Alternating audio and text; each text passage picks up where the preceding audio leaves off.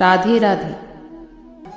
जीवन में सब कुछ पाया जा सकता है, मगर सब कुछ देने पर भी जीवन नहीं पाया जा सकता। अपने जीवन का कभी भी तिरस्कार नहीं करना चाहिए, बल्कि अपने जीवन से हमेशा प्यार करना चाहिए।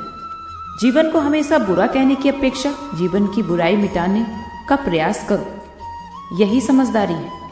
जीवन में बुराइयां जरूर हो सकती हैं, लेकिन जीवन बुरा कभी नहीं होता, बल्कि जीवन तो एक अवसर है श्रेष्ठ बनने का, कुछ श्रेष्ठ करने का, श्रेष्ठ पाने का।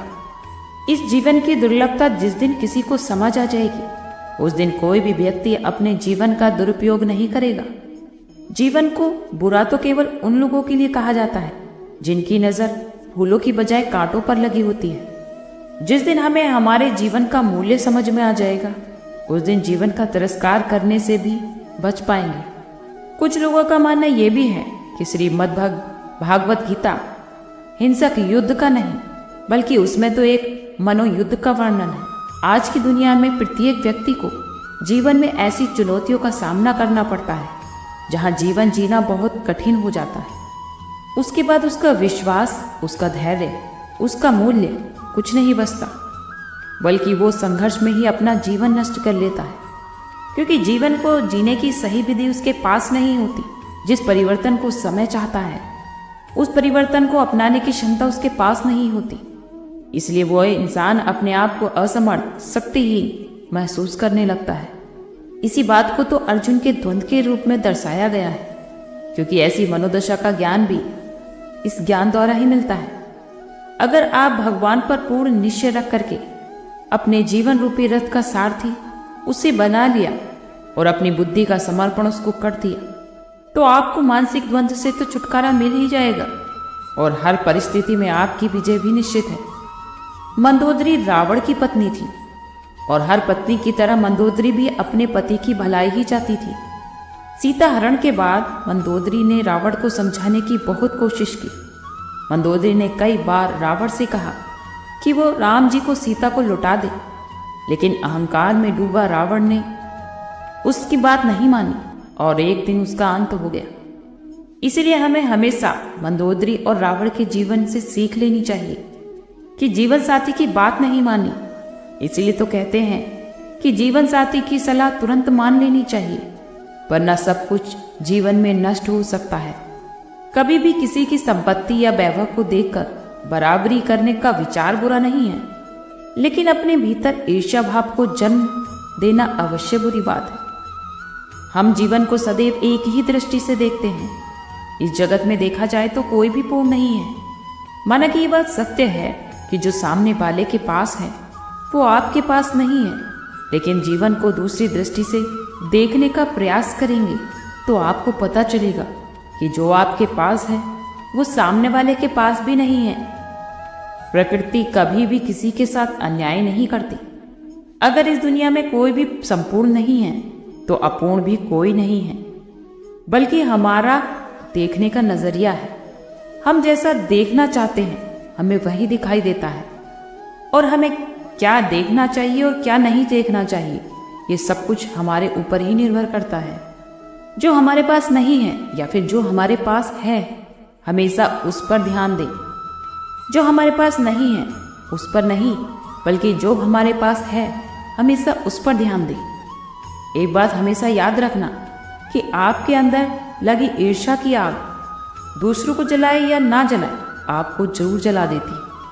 संतोष और ज्ञान रूपी जल से इसे भड़कने से रोकना चाहिए, ताकि हम जीवन की खुशियों को नष्ट होने से रोक सकें। हमारे जीवन में बहुत कुछ ऐसा होता है कि दूर जाने की कल्पना मात्र से ही हम डर जाते हैं। इसमें कोई व्यक्ति, कोई वस्तु या फिर कोई अन्य बात शामिल हो सकती है, और प्रश्न तो ये उठता है कि किसी प्रिय व्यक्ति या वस्तु के खो देने का डर क्या वास्तव में हमें उस समय को आनंद में जीने का मौका देता है जब वो हमारे साथ होते हैं, क्योंकि सारा समय तो हम उस डर में ही खो देते हैं। हमारी समझदारी यही कहती है कि किसी भी वस्तु, रिश्ते या किसी और भी चीज से इतना लगाव ठीक नहीं कि मन में उसके खो जाने का डर ही बैठा दे। दरअसल जीवन तो एक नई यात्रा है जिसमें हर पड़ाव पर कुछ संबंध पीछे छूट जाते हैं और कुछ नए एहसास जुड़ भी जाते हैं। जिस रिश्ते का या फिर जिस व्यक्ति का हमारे साथ संयोग लिखा है, तो वो उतना ही समय हमारे साथ रहता है। अगर इस सत्य को स्वीकार लिया जाए तो मन से खो जाने का डर खत्म हो जाएगा और आप खुलकर प्रसन्नता से जी पाएंगे। मनुष्य देह में जन्म मिलना ही इस दुनिया का सबसे श्रेष्ठ उपहार है। जब जीवन में कोई बाधा आती है तो यज्ञ करते हैं और यज्ञ में 3 चीजें डाली जाती हैं, जौ, तिल और घी।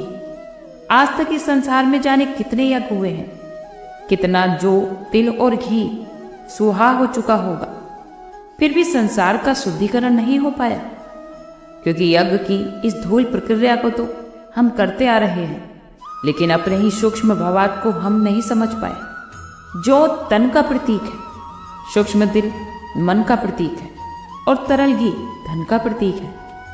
अगर मनुष्य के जीवन का शुद्धिकरण हुआ है, उसके 3 मतलब हैं।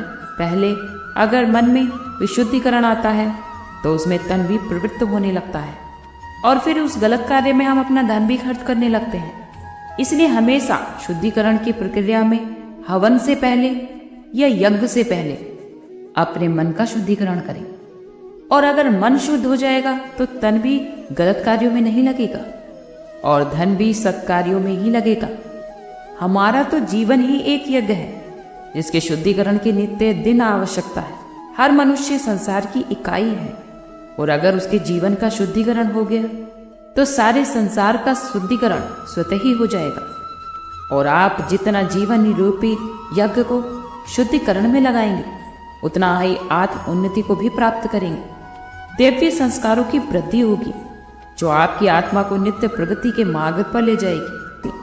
श्री कृष्ण अर्जुन को यही समझाते हैं कि तुम अपने आप को आत्म स्वरूप में स्थिर करो, क्योंकि जब तक तुम स्वयं को देहधारी रूप में देखते हो तब तक सब व्यक्तियों को मोह सताता रहेगा, तुम्हें मोह सताता रहेगा।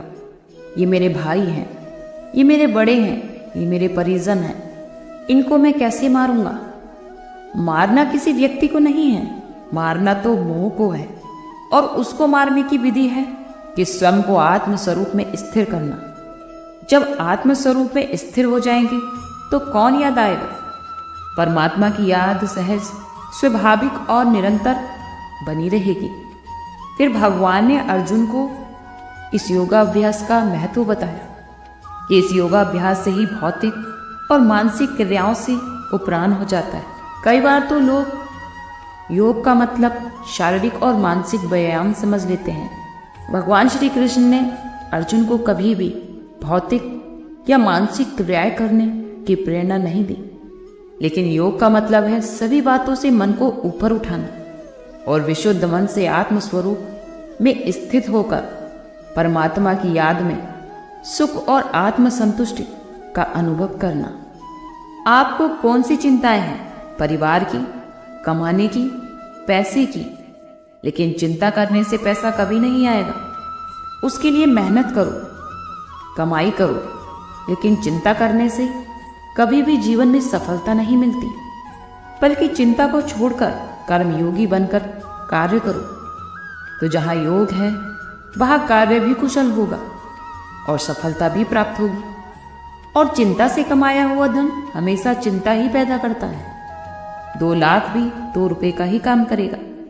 और अगर आप खुशी खुशी कमाई करके काम करेंगे तो वो पैसा भी आपके जीवन में खुशियां लाएगा।